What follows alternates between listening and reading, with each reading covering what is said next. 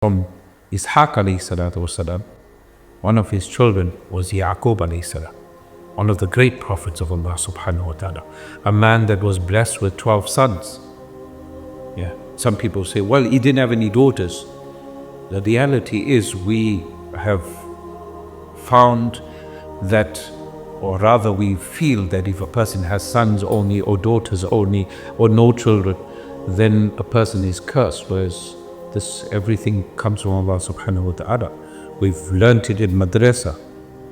Those that have learnt Imani Mufassal all know their part. وَنُقَدْرِ خَيْرِهِ وَشَرِّهِ مِنَ اللَّهِ تَعَالَى. That your fate, whether good, whether bad, everything comes from Allah. So whether you have sons only or daughters only, doesn't matter.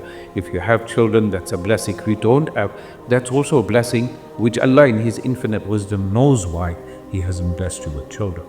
And maybe that's good for you. Maybe you could have gone through a lot of trial and tribulation that you wouldn't have been able to manage.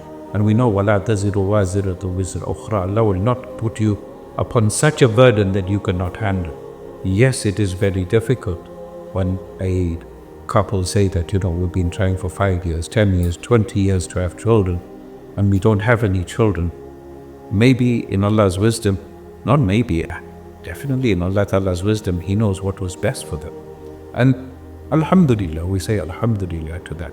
So one of his sons, the most famous story, the most beautiful story, Allah Ta'ala says, Ahsan al-Qasas, the most beautiful of stories, if you look in the Noble Quran, is a story of Sayyidina Yusuf alayhi salatu wasalam.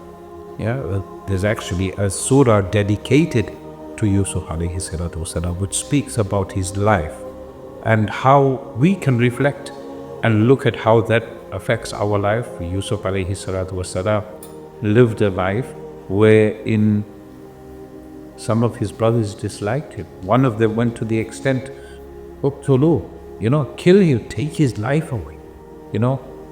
Whereas the other said, La taqtul. Yeah.